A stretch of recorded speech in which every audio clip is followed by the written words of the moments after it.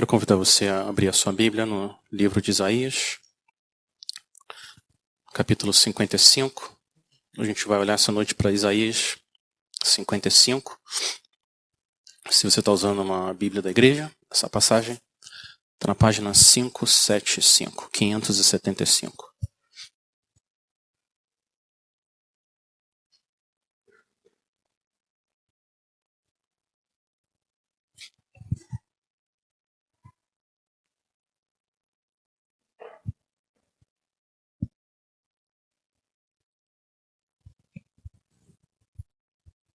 Isaías 55, a partir do versículo 1, a palavra do Senhor diz: Venham, todos vocês que estão com sede, venham às águas, e vocês que não possuem dinheiro algum, venham, comprem e comam. Venham, comprem vinho e leite sem dinheiro e sem custo. Por que gastar dinheiro naquilo que não é pão e o seu trabalho árduo naquilo que não satisfaz?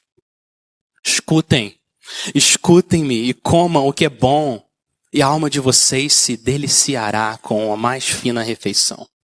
Deem-me ouvidos e venham a mim. Ouçam-me, para que a sua alma viva. Farei uma aliança eterna com vocês, minha fidelidade prometida a Davi. Vejam, eu fiz uma testemunha aos povos, um líder e governante dos povos. Com certeza você convocará nações que você não conhece, e nações que não o conhecem se apressarão até você por causa do Senhor, o seu Deus, o Santo de Israel, pois ele lhe concedeu esplendor. Busquem o Senhor enquanto é possível achá-lo. Clamem por ele enquanto está perto. Que o ímpio abandone o seu caminho e o homem mau os seus pensamentos. Volte-se ele para o Senhor, que terá misericórdia dele. Volte-se para o nosso Deus, pois ele dá de bom grado o seu perdão. Pois os meus pensamentos não são os pensamentos de vocês, nem os seus caminhos são os meus caminhos, declara o Senhor. Assim como os céus são mais altos do que a terra, também os meus caminhos são mais altos do que os seus caminhos, e os meus pensamentos mais altos do que os seus pensamentos. Assim como a chuva e a neve descem dos céus e não voltam para eles, sem regarem a terra e fazerem-na brotar e florescer, para ela produzir semente para o semeador e pão para o que come, assim também ocorre com a palavra que sai da minha boca. Ela não voltará para mim vazia, mas fará o que desejo e atingirá o propósito para o qual a enviei. Vocês sairão em júbilo e serão conduzidos em paz. Os montes e colinas irromperão em canto diante de vocês, e todas as árvores do campo baterão palmas. No lugar do espinheiro, crescerá o pinheiro. Em vez de roseiras bravas, crescerá a murta. Isso resultará em renome para o Senhor, para sinal eterno, que não será destruído. Amém. Vamos orar mais uma vez. Espírito Santo, bendito, poderoso, usa agora tua palavra para mostrar a graça do Senhor na face de Cristo.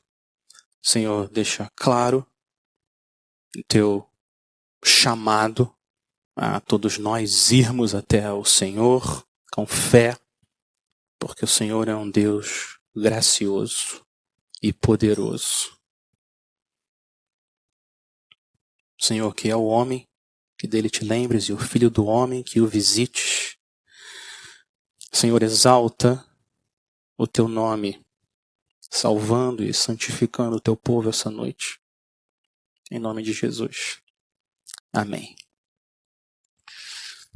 Alguém, muitos anos atrás, disse que o evangelho é raso o suficiente para uma criança não se afogar e profundo o suficiente para um elefante nadar.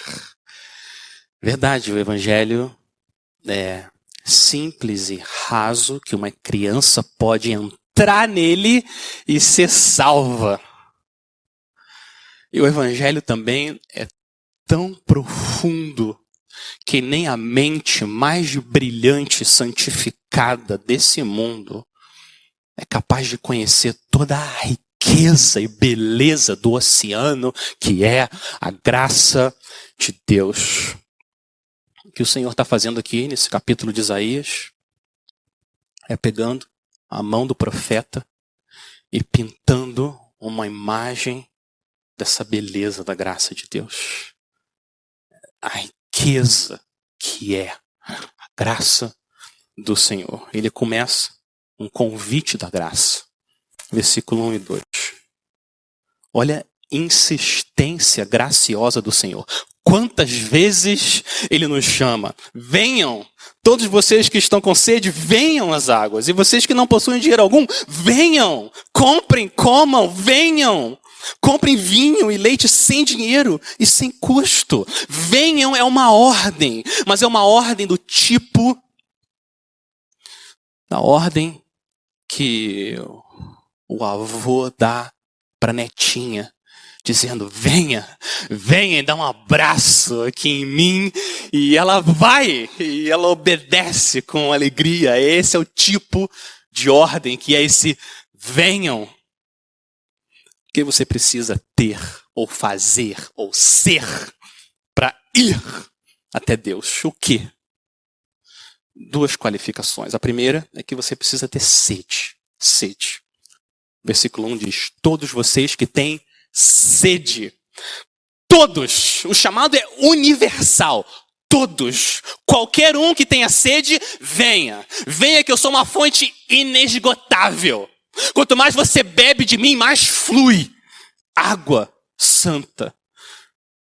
Para você se qualificar para beber a água da graça, o que você precisa ter é necessidade de Deus. É assim que funciona a graça. Jesus disse, se alguém tem sede, venha a mim e beba. Quem crer em mim, do seu interior fluirão rios de água viva. Sua alma está seca, você está cansado de procurar se satisfazer nas coisas desse mundo. O Senhor diz, venham. Você que está sedento, venha a Jesus e Ele vai satisfazer a sua alma como nada mais desse mundo é capaz de fazer. Para você ir até Cristo, o que você precisa é ser um necessitado. Essa é a primeira qualificação. A segunda qualificação é que você precisa ser pobre. Simplesmente ser pobre de espírito. E o Senhor recebe você. Ó, versículo 1. Vocês que não possuem dinheiro algum. Venham, comprem, comam, venham. Olha a abundância. Vinho, compre vinho, leite, sem dinheiro e sem custo. Como é que você pode comprar alguma coisa sem ter dinheiro? A única opção é se isso está sendo oferecido para você de graça. De graça. E é isso que o Senhor oferece aqui. A graça dele. Você não pode pagar pela graça. Não tente pagar pela graça de Deus. Vai ofender o Senhor. Com a graça, o que você faz é receber. Não pagar por ela. O que não é a graça? Pensa na sua relação de trabalho. Quando chega o 5º dia útil do mês, ou primeiro, não sei, quando as pessoas recebem lá na sua empresa, eu duvido que tenha uma fila na sala do chefe, todo mundo ali chorando na fila, entrando para falar com o chefe. Obrigado, chefe, o meu salário, o senhor pagou meu salário, obrigado. Eu não mereço esse salário, mas o senhor pagou. E todo mundo chorando, agradecido ao chefe, porque pagou o salário. Duvido que isso aconteça onde você trabalha. Não é assim. Você se esforçou, você acordou cedo, ou virou à noite. Você trabalhou e você está recebendo pelo que você fez. Ora, para quem trabalha, o salário não é considerado como favor, mas como dívida. É isso que Paulo disse para Abraão, não é? Citando ali Abraão, em Gênesis. Agora, é bem diferente, bem diferente. Se você pega 100 mil reais emprestado para tentar resolver um problema e você não consegue, e aí você vai e pega mais 100 mil para tentar resolver o problema anterior e você perde tudo que você pegou emprestado, e aí você pega 200 mil para tentar resolver o problema e você também não consegue, e aí você começa a se afundar em dívida, em empréstimo, e os anos vão passando e daqui a pouco você está devendo 10 milhões de reais. E você está desesperado, desesperado. E toca o seu telefone. É o seu irmão mais velho, que você tinha brigado com ele, injustamente. Ele é uma bênção, mas você brigou com ele, você pecou contra o seu irmão, e você não tem mais coragem de falar com ele, não ligou para pedir perdão, mas ele foi, tomou a iniciativa, e ele foi até você e ligou para você. Meu irmão, paz esteja com você. Eu fiquei sabendo da sua dívida. Fica tranquilo. Eu já paguei tudo. Eu acabei me tornando um empresário. Tenho muito dinheiro. 10 milhões para mim não é nada. Você fica em paz. Eu já paguei toda a sua dívida. E como você é da minha família, o que eu fiz? Eu coloquei você como sócio da minha empresa. Agora você é parte de tudo que eu construí ao longo da minha vida. E se você olhar no seu saldo, eu depositei 10 milhões para você. Se isso acontece, o que você não vai fazer? Você não vai bater no peito, né? Ô, meu irmão, eu mereço. Demorou para você fazer isso. Não, ninguém vai fazer isso. O que você vai fazer? Você vai cair no chão, prostrado. Por que eu? Por que essa graça? Por que você está fazendo isso comigo? Você não entende de onde que vem tanto amor. Isso é graça. Você recebeu o contrário do que você merecia. Assim é a graça. Você peca contra o seu irmão mais velho e ele devolve para você o que você não merece. Paga a sua dívida e você ainda participa da riqueza dele. Agora eu quero mostrar para vocês como que a nossa dívida foi paga. Porque a graça é um escândalo. É um bendito escândalo. Mas a graça que a gente recebe e não paga por ela, ela foi paga. Essa graça também teve um preço. O nosso irmão mais velho teve que pagar por ela. Volta 2 capítulos em Isaías. 54, 53. Vai para Isaías 53, versículo 10. Foi assim que Deus fez o pagamento da nossa dívida de 10 trilhões de pecados contra ele. Olha o que Deus fez. Isaías 53, 10. Contudo, foi da vontade do Senhor esmagá-lo e fazê-lo sofrer. Ele está falando do servo sofredor, Messias, Cristo. E embora o Senhor tenha feito da vida dele uma oferta, o Senhor fez da vida dele uma oferta pela nossa culpa. Uma oferta pela culpa, uma oferta que foi oferecida no altar da cruz. O pagamento foi feito naquele dia e naquele lugar. A nossa dívida foi paga ali por ele, o nosso irmão mais velho. E o preço foi o sofrimento e o esmagamento do Filho Santo de Deus no nosso lugar. É por isso que Deus pode convidar a gente a vir sem dinheiro, sem nada. Porque já foi pago. Já foi pago. A graça foi paga por Ele próprio. O Filho dele. E porque Ele já pagou pela graça, tudo já foi pago pelo sangue dele, a pergunta, no versículo 2, a pergunta que o Senhor faz para você. Por que gastar dinheiro naquilo que não é pão? Por quê? E o seu trabalho árduo naquilo que não satisfaz?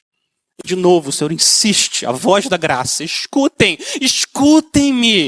E como que é bom. E a alma de vocês se deliciará com a mais fina refeição.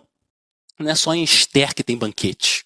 Que em Isaías 55 também tem o banquete da comunhão com o Senhor. Você pode se sentar à mesa do rei. Ele está falando, vem, vem.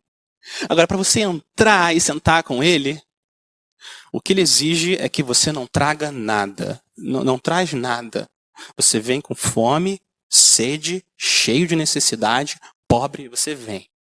Eu amo glorificar o meu nome assim, dando graça. É isso que Deus exige. Quantas pessoas têm a seguinte mentalidade. Minha vida está terrível, tá uma bagunça, tô cheio de pecado, agora eu preciso arrumar minha vida, resolver meus problemas. Quando eu tiver um pouco melhor, aí sim, aí eu vou começar a andar com o Senhor. Quanta gente pensa assim? Não!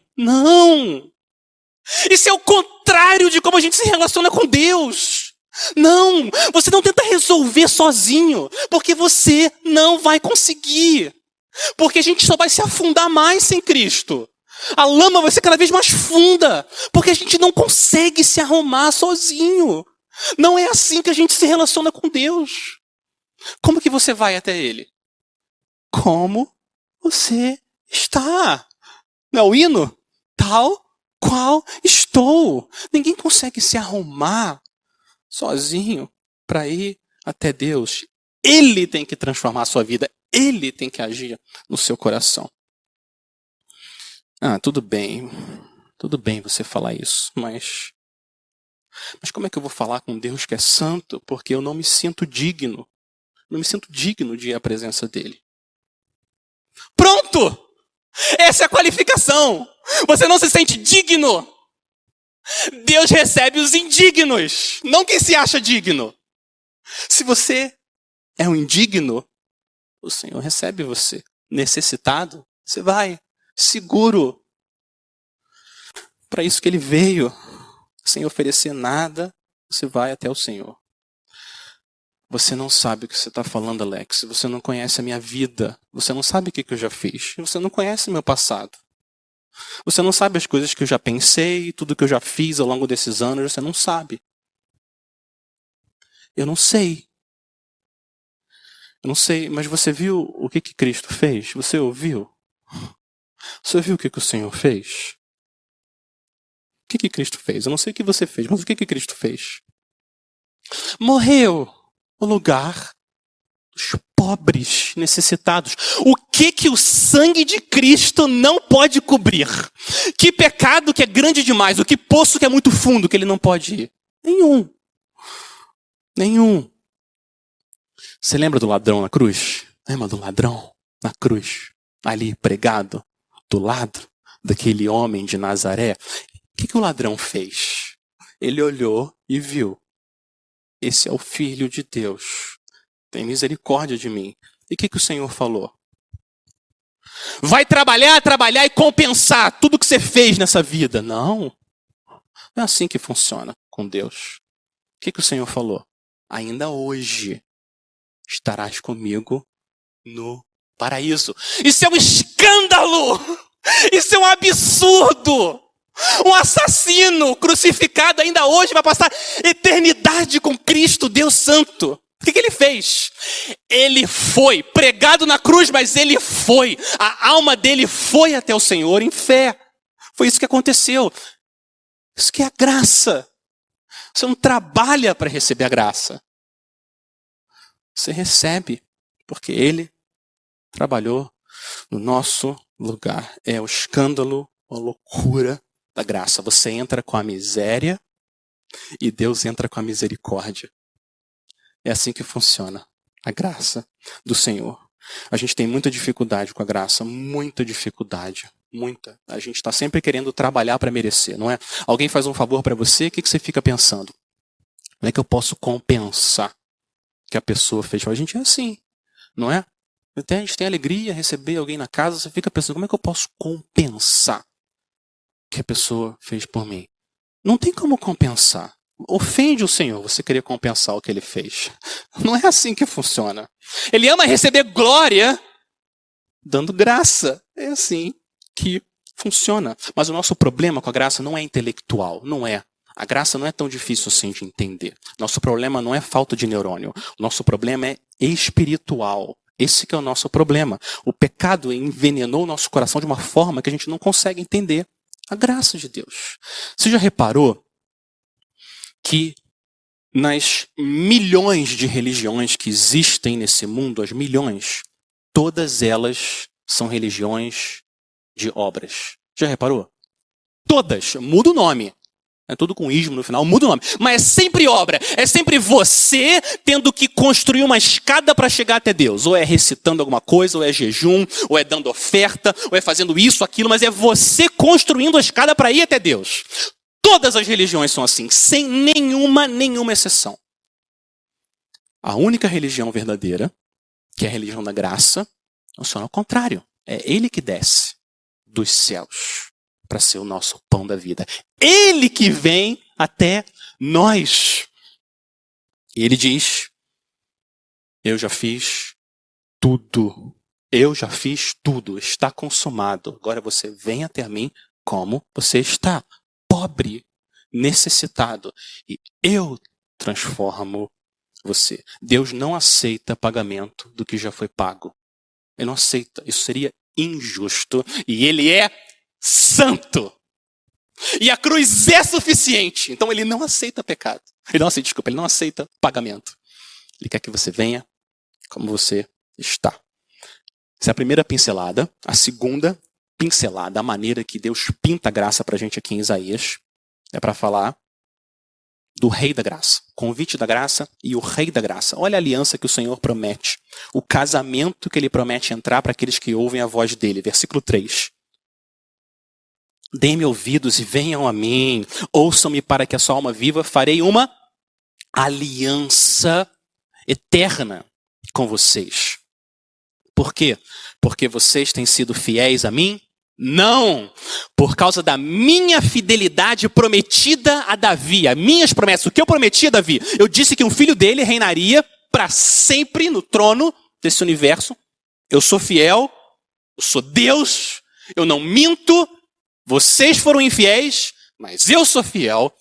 Então vocês venham, eu vou cumprir minha promessa. Essa aliança é eterna, inquebrável. Deus promete agir por causa de quem Ele é e não quem nós somos.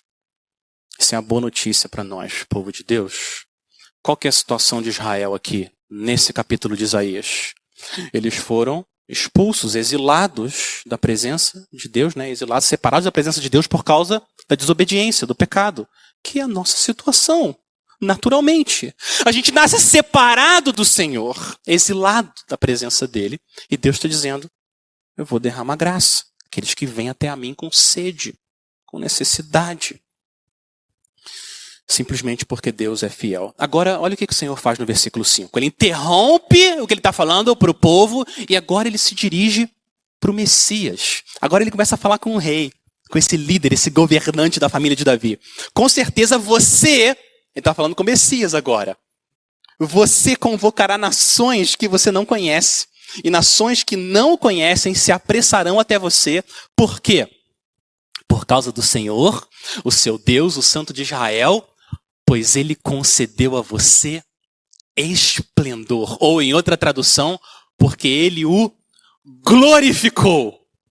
A minha glória, Deus está dizendo para o Messias, a minha glória está estampada em você, reflete em você de forma perfeita, e eu vou atrair as nações, todos os povos, eu vou atrair eles até você, porque você vai refletir quem eu sou. Essa é a graça irresistível de Deus. A beleza da majestade de Cristo vai atrair aqueles que estão realmente sedentos, necessitados e pobres. Mas como assim graça irresistível? Está cheio de gente nesse mundo que resiste à graça de Deus. Como é que essa graça é irresistível? É verdade. Está cheio de pessoas nesse mundo que resistem à graça de Deus. Mas o que a graça irresistível faz é romper a resistência humana. É isso que a graça irresistível faz. Ela rompe a resistência humana, dá olhos para ver, ouvidos para ouvir, um coração para entender a majestade desse rei, e a pessoa para de resistir e vai. Ela ouve o venham e ela para de resistir. Ela vai. É isso que a graça irresistível vai. O Senhor Jesus se torna completamente desejável. E o povo dele flui, corre, como o texto diz, se apressa até os braços do Senhor. Esse é o rei da graça. Agora vem a resposta da graça. Convite o rei é a resposta para a graça. Olha o versículo 6. Isaías pega a pena e ele fala: busquem o Senhor enquanto é possível achá-lo. Clamem por ele enquanto está perto. O coração do profeta está transbordando de urgência. Hoje, agora. Povo de Deus, não adie o arrependimento. Não adie buscar o Senhor. Começa agora, hoje. Você vê o senso de urgência dele. Não fica adiando. Por que vocês vão ficar mais um dia longe do Senhor? Ele está oferecendo Ele próprio, Cristo, venham. Por quê? Porque viver na miséria, quando Ele oferece Ele. O profeta chama a gente até Ele. Mas o que acontece quando a gente vai até Cristo? Olha o versículo 7. Você vai em direção a Cristo e clama por misericórdia, junto você deixa para trás o pecado, você abandona pecado, seu estilo de vida muda. Versículo 7 diz que o ímpio abandone o seu caminho e o homem mau os seus pensamentos. O relacionamento diferente com Cristo sempre gera um relacionamento diferente com o pecado. Isso sempre acontece. É o mesmo movimento da alma, o mesmo movimento. Mas quando você vai em direção a Ele, você se afasta do pecado. É assim que funciona. Em relação a Cristo, você responde com fé. Em relação ao pecado, você responde com arrependimento. Não é isso? Dois lados de uma mesma moeda. Não tem como você abraçar Cristo e o pecado juntos. E olha como se manifesta essa fé e esse arrependimento. Três R's. Reconhecimento, renúncia e retorno. 3 R's. Olha o versículo 7. A gente reconhece que o ímpio e o homem mau, desse versículo 7, sou eu. O Senhor está falando comigo. Eu reconheço o que eu faço que ofende ao Senhor, não qualquer coisa, mas os meus pecados específicos eu reconheço e confesso eles ao Senhor. Quem cobre as suas transgressões jamais prosperará. Mas o que as confessa e abandona alcançará misericórdia. A primeira coisa que você faz para receber a graça é você reconhece. Segundo, você renuncia. Você renuncia ou abandona os seus caminhos e os pecados que ofendem o Senhor. Você está sendo controlado pela ira? É a ira que controla o Senhor? Que controla você? Então o que você faz? Você abandona a ira e busca a mansidão pela graça de Deus. Você é controlado pela amargura e pelo ódio, o que você faz? Você abandona esse ódio, abandona a amargura e busca o amor pela graça de Deus. Você está sendo controlado pela imoralidade? O que você faz? Você renuncia à imoralidade e você busca a pureza pela graça de Deus. É assim que a gente recebe o Senhor Jesus. E quando que você faz isso? Você não adia a busca. Quanta gente nesse mundo assume que vai viver muito tempo ainda. Depois eu me preocupo com essas coisas. Não. Enquanto é possível achá-lo. Agora, enquanto ele está perto. Você faz isso. Agora. Hoje, a partir de hoje. É isso que o profeta está clamando. A gente não brinca com o pecado. A gente teme ao Senhor e se afasta do mal. Porque quanto mais tempo a gente não abandona o mal, mais duro fica o nosso coração. Então a gente corre para ele, reconhecendo, renunciando e retornando. Olha a continuação do versículo 7. O retorno, volte-se para ele. Volte-se, retorne para o Senhor, que terá misericórdia dele. Volte-se, retorne para o nosso Deus, pois ele dá de bom grado o seu perdão. É isso que é conversão. É isso que é conversão, ser convertido. É mudar de direção. Conversão não é uma decisão que você toma num domingo quando você levanta a mão. É isso. É uma decisão? Também, mas é muito mais do que uma decisão. Muito mais. Conversão é uma mudança de direção de vida. A sua vida muda. Não domingo à noite. Tudo o que você faz, o que você pensa, o que você ama, o que você odeia. Você é uma nova natureza, você tem uma nova natureza.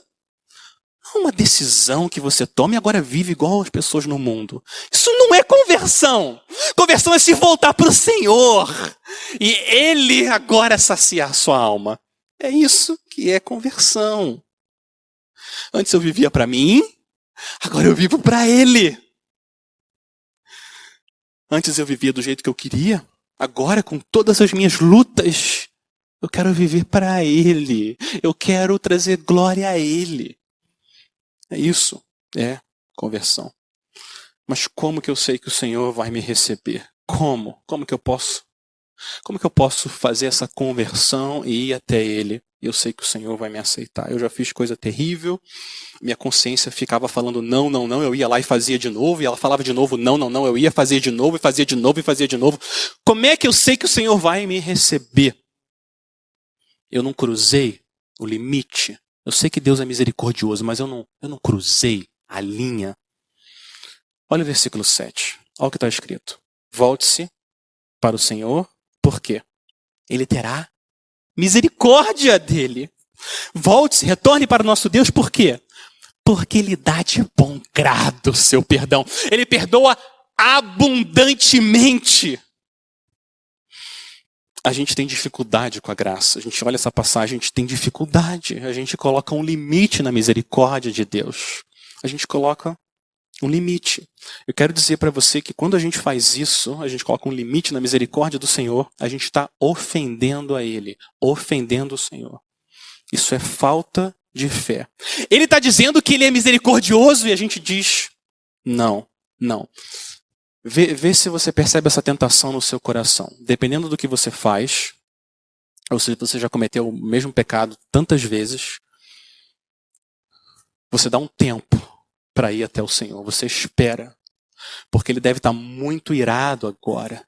Então deixa eu dar um tempo, deixa eu esperar Ele se acalmar, e daqui a uns dias ou umas horas, aí eu vou lá falar com Ele. Você percebe essa tentação no seu coração? O que a gente está fazendo quando a gente age assim? A gente está projetando em Deus quem as pessoas são. Porque às vezes os relacionamentos a gente age assim, não é? Se tem algum conflito de relacionamento com alguém, você fica pensando, eu vou esperar um tempo. Porque se eu for lá agora, não vai ser bom. A pessoa precisa se acalmar e você espera. O Deus imutável não é assim. Ele não é assim. Ele é sempre um Deus misericordioso.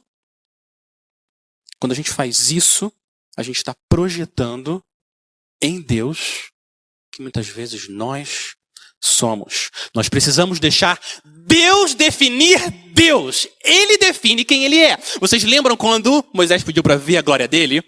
Que é uma outra forma de pedir para ver quem Deus é. Vocês lembram como que Deus se definiu? Quem Deus diz que Ele é? Deixa eu ler para vocês. Quem Deus define que Ele é. O Senhor, Deus compassivo e bondoso, tardio em se irar e grande em misericórdia e fidelidade. Ele está dizendo que Ele é assim. Eu sou grande, rico em misericórdia. Por quê? Agora vem a explicação. Por que Deus é tão grande assim em misericórdia? É porque Ele é diferente. Deus é diferente. Olha a diferença da graça. Versículo 8. Esses versículos são muito conhecidos, não é? Fala da distância entre os pensamentos de Deus e os nossos. Pois os meus pensamentos não são os pensamentos de vocês, nem os seus caminhos são os meus caminhos, declara o Senhor. Assim como os céus são mais altos do que a terra, também os meus caminhos são mais altos do que os seus caminhos, os meus pensamentos mais altos do que os seus pensamentos. Quanto que o céu é mais alto que a terra? Quem consegue medir? Não tem como medir. Essa é a distância entre a mente de Deus e a nossa mente, os pensamentos e os caminhos dele e os nossos. Ele é santo e nós não. A maioria das vezes que eu ouço essa passagem sendo usada é para falar do mistério da providência de Deus. Não é? A gente não entende tudo que Deus está fazendo, porque os pensamentos dele são mais altos. Por isso a gente não entende o que Deus está fazendo. É verdade isso. É verdade. A gente não entende o que Deus está fazendo. Mas não é isso que esses versículos estão dizendo. Não é esse o contexto de Isaías. O assunto, o tema aqui, não é o mistério da providência de Deus. Não é. Olha como começa o versículo 8. Começa com que palavra? Na sua Bíblia deve ter um pois, não é? Ou um porquê os meus pensamentos. O Senhor está explicando, dando a causa do que ele disse antes. Deixa eu ler o final do versículo 7 e o versículo 8 juntos. Vou começar a ler a partir do volte-se. Ao versículo 7. Volte-se ele para o Senhor, que terá misericórdia dele. Volte-se para o nosso Deus, pois ele dá de bom grado o seu perdão. Por que Deus dá de bom grado? Por que Deus é tão misericordioso? Porque os pensamentos de Deus não são os nossos pensamentos. É por isso. E os caminhos dele não são os nossos caminhos. Deus está explicando que ele tem a alegria de ser misericordioso sempre, porque ele é assim. Ele é diferente de nós. Os pensamentos dele são muito mais altos do que os nossos. Isso explica a nossa dificuldade espiritual de entender a graça. Existe uma distância enorme entre a gente e Deus. A gente fica projetando quem nós somos em Deus. Deus é diferente. Diferente. Todos nós. A gente deve ter experiência. Pessoas que a gente foi até a pessoa, pediu perdão. A gente pecou contra ela, a gente vai e pede perdão. Por favor, me perdoa, tenha misericórdia de mim. E a pessoa não perdoa. A pessoa fala, não. Ou até às vezes fala que perdoa, mas trata você diferente para sempre. Trata você diferente. Por quê? O que aconteceu? Você cruzou a linha. Ela tinha uma certa quantidade de misericórdia. Você gastou tudo. Você já pediu perdão demais. Perdão, agora acabou. A misericórdia acabou. E a pessoa não perdoa você. Ou talvez tenha acontecido o contrário. Talvez alguém foi até você e pediu perdão, mas você entendeu que a pessoa chega demais. Você já fez demais. Agora não. E você não perdoa. Ou diz que perdoa, mas no fundo age diferente. Não fala igual, não quer ficar mais perto. Acontece isso nos relacionamentos humanos. Você cruzou a linha, consumiu toda a misericórdia que tinha disponível. Mas, louvado seja o Senhor, ele é diferente. Porque os pensamentos dele não são os nossos. E os caminhos dele não são os nossos. Ele é diferente. É isso que ele está dizendo aqui. A misericórdia do Senhor vai até onde? Até os céus. Se você vai até ele sedento, pobre, necessitado, arrependido, quebrantado, sempre, pode ser a milionésima vez, o que você vai ouvir é: meu filho, eu perdoo você. Deus é um Deus misericordioso, se a gente vai até a ele com a atitude certa. A gente nunca cruza a linha do Deus perdoador. Agora, por que ele é tão perdoador assim? Porque ele é poderoso. Olha o versículo 10 e 11, é o poder da graça. Aqui a gente entende por que Deus pode prometer tanta misericórdia e fé e arrependimento. Por quê? Por causa do poder dele. Ele usa a criação que ele próprio fez para mostrar quem ele é. Assim como a chuva e a neve, versículo 10, descem dos céus e não voltam para eles, sem regarem a terra e fazerem-na brotar e florescer, para ela para ela produzir semente para o semeador e pão para o que come, versículo 11, assim também ocorre com a palavra que sai da minha boca. Ela não voltará para mim vazia, mas fará o que desejo e atingirá o propósito para o qual o enviei. Olha o que está acontecendo. O Senhor está ilustrando o poder dele com a criação. O céu se abre, a chuva sai do céu, vem até a terra e cria vida, onde antes não tinha. Faz brotar, florescer coisas aqui nesse mundo. Ele está dizendo, é igual a forma como eu gero vida. Eu abro a minha boca, a minha palavra sai, e onde tinha um coração seco e morto, eu trago vida. Eu faço o coração florescer, brotar com o poder da minha palavra. A palavra do Senhor tem poder para gerar vida. Porque até a erva seca e as flores murcham. Mas a palavra do nosso Deus permanece para sempre. Não existe nada no universo com o mesmo poder da palavra de Deus. Nada se compara. Perguntaram para Lutero durante a Reforma Protestante, né? Lutero, como que você foi importante tudo que está acontecendo, essa revolução no mundo? Quantas coisas você fez, Lutero? O Lutero disse, não. Eu só ensinei a palavra, preguei a palavra e escrevi a palavra. E dormi. A palavra fez tudo. Isso é boa teologia. É a palavra que faz tudo. É a nossa única esperança. A palavra faz tudo. O poder da graça não está na voz do pecador, mas está na voz de Deus. O poder não está em Senhor, eu creio, me perdoa. Não é aí que está o poder. O poder está na palavra de Deus que veio e criou essa realidade espiritual no nosso coração. Quanta gente não entende isso? As pessoas acham que você tem que ter fé e depois você vai até a palavra. Não é assim que funciona. Não é assim que funciona.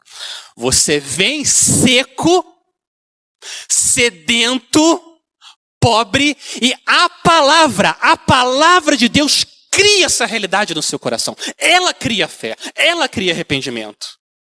É por isso que não tem nenhum requisito para você ir até o Senhor, a não ser a sua necessidade de descansar no poder dele. E ele cria a realidade da fé. A fé vem pelo ouvir e ouvir a palavra de Cristo. A palavra de Cristo que cria, gera a fé. É você que crê. É você que se arrepende. Sim, a fé é sua, o arrependimento é seu. Sim, mas só é seu porque Deus criou em você através da palavra. Que morto espiritual pode se auto-regenerar? Quem que é capaz de se auto-regenerar? Auto-ressuscitar? Ninguém. Um agente externo precisa criar vida, e esse agente externo é o Espírito Santo de Deus, usando a palavra de Deus, nos mostrando o Filho de Deus. É assim que você persevera na fé. O poder da graça está na palavra, porque a palavra é a palavra de Deus. Isso não vale só para conversão, isso vale para perseverança. Para a continuação da conversão. Eu amo os puritanos. O grupo bendito. Esses pastores puritanos na Inglaterra. Olha o que eles diziam. Você vai domingo na igreja para você ser salvo de novo. E domingo ser salvo de novo. E domingo seguinte ser salvo de novo. Por quê? Eles não acham que você perde a salvação. Não, eles têm boa teologia. Eles sabem que uma vez que você recebe a Cristo, recebe o Espírito Santo, você pertence a ele para sempre, adotado. Mas olha a visão deles. Eu continuo me arrependendo e eu continuo crendo e vendo a majestade de Cristo quando eu me submeto aos raios de sol da palavra de Deus. e a chuva da palavra de Deus. É assim que o meu coração continua brotando e florescendo. É o que Isaías está dizendo aqui. Olha o versículo 11. Ele fala que a palavra vai fazer o que ele deseja. Vai cumprir o propósito dele sempre. A palavra de Deus nunca é neutra. Nunca. A palavra de Deus está agindo aqui essa noite. Se o Senhor quiser, para quem tem o coração endurecido, ele usa a palavra dele para endurecer ainda mais o coração. Ele é soberano. Ele faz isso. Foi o que ele fez com Faraó. Ele fez isso com Faraó e ele continua fazendo até hoje. Endurece mais ainda o coração daqueles que já têm um coração duro. Mas esse nunca é o propósito de Deus com o seu povo. Nunca.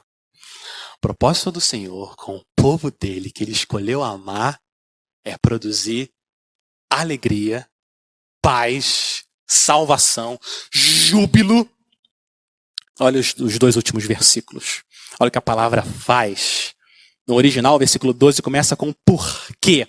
O propósito de Deus é cumprido porque vocês sairão da vida para a morte, vocês sairão em alegria e júbilo e serão conduzidos por Ele em paz. A palavra que produz alegria e paz no nosso coração. E olha o que essa palavra faz. Ela transforma homens e mulheres e transforma até a própria criação. Olha a continuação. Olha o que a palavra de Deus faz com os montes e as colinas. Eles irrompem em cântico e se juntam ao povo, cantando diante do Senhor. Até as árvores do campo batem palma. Olha isso. Imagina os galhos como braços e as folhas como mãos. E as árvores que Deus criou batem palmas e celebram o poder da graça de Deus. Ela liberta, essa palavra liberta a própria criação do cativeiro da corrupção para a liberdade da glória dos filhos de Deus. É o que vai acontecer em breve, quando o Rei da Graça voltar. Ele vai refazer esse mundo e expulsar todos os efeitos do pecado. Olha o versículo 13. Ele vai remover, com o poder da palavra dele, no lugar do espinheiro, que entrou lá em Gênesis 3, lembram? Que Deus falou com Adão. Ele vai remover o espinheiro, vai fazer crescer o pinheiro. E em vez de roseiras bravas, ele vai fazer crescer a murta, um sinal de esperança. E agora ele termina com o propósito final. Por que Deus usa o poder dele para mostrar graça a um povo que não merece? Qual que é o propósito do Senhor em tudo que ele faz? O versículo 13 diz que isso resultará em renome, glória para o Senhor. Sinal eterno, como ele colocou o arco-íris nos céus com Noé, é um sinal eterno que não será destruído. O renome precisa ir para o Senhor, porque foi a palavra dele que fez tudo. A palavra fez tudo, então a glória deve ir só a ele. E essa graça de Deus vai destruir todo o mal. Na primeira criação, a palavra começou com o mundo e depois criou o homem e a mulher. Não é isso?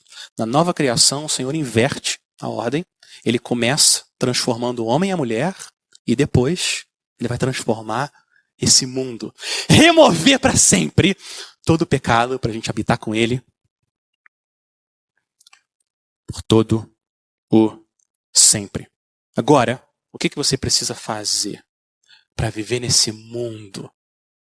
Pecado removido na presença do Senhor para sempre.